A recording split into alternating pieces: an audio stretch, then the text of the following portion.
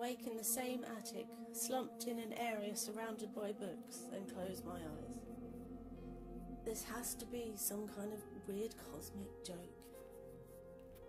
Standing up, I look around in the gloom. It appears to be the same as before. Cautiously descending the stairs, I can hear the murmur of faraway voices. As I wander the house, I notice two distinct differences. It does not have the aged, abandoned look it did before, but also lacks the luxurious beauty I recall from my first encounter.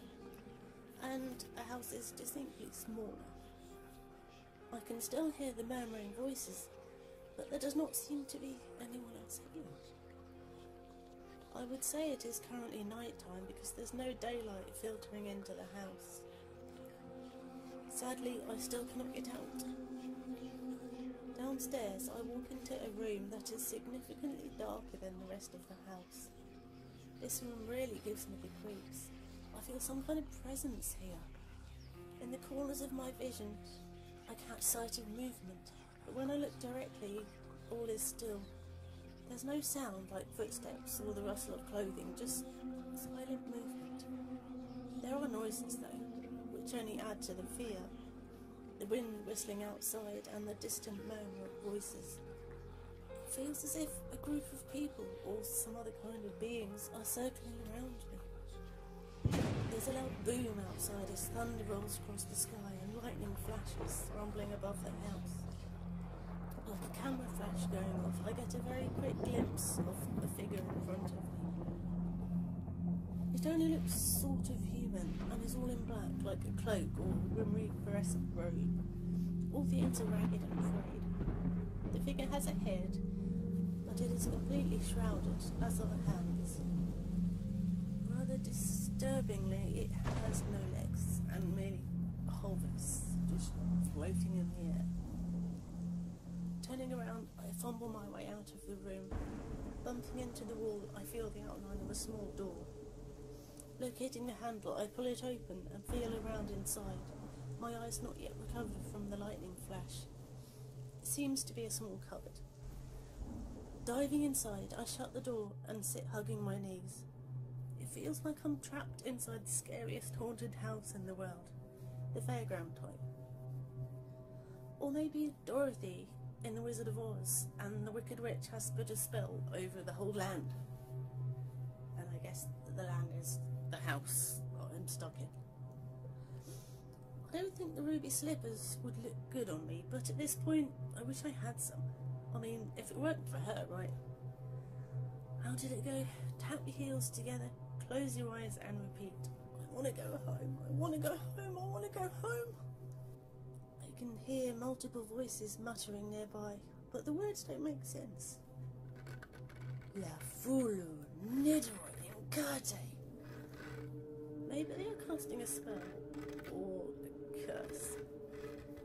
The words are accompanied by scratching, as if fingernails are running across the cupboard door repeatedly. Go away! I cry, covering my ears with my hands. I roll away from the door, and suddenly I'm falling. I flinch hard, but the cupboard is gone, somehow opened up into empty black space.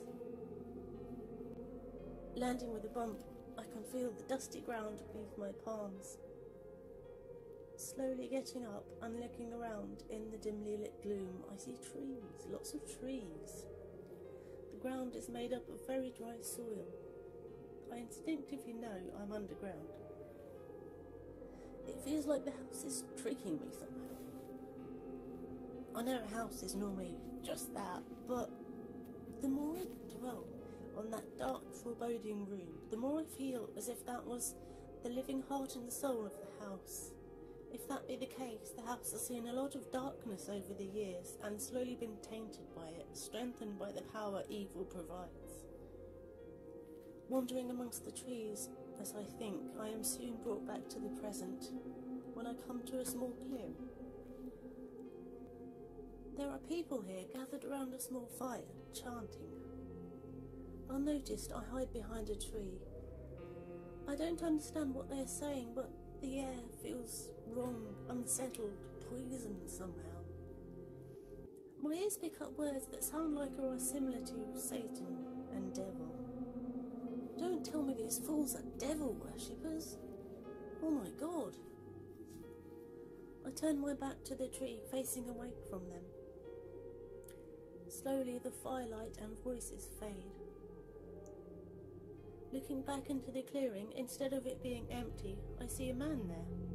He is building something, a structure, but it's not yet clear exactly what.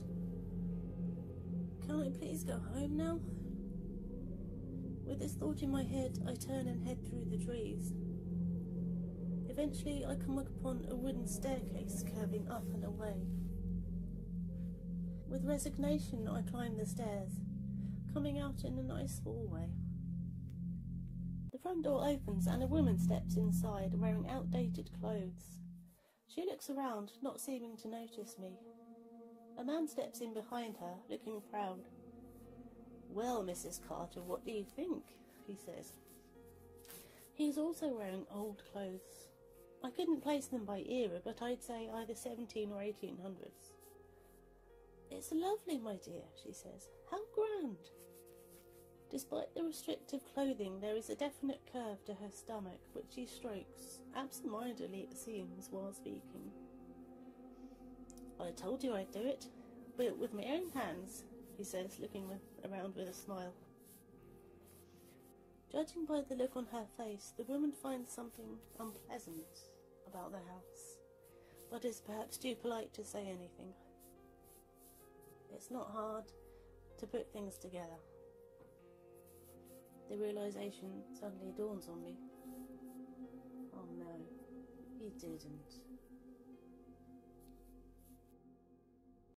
Thanks for watching. See you in the next video.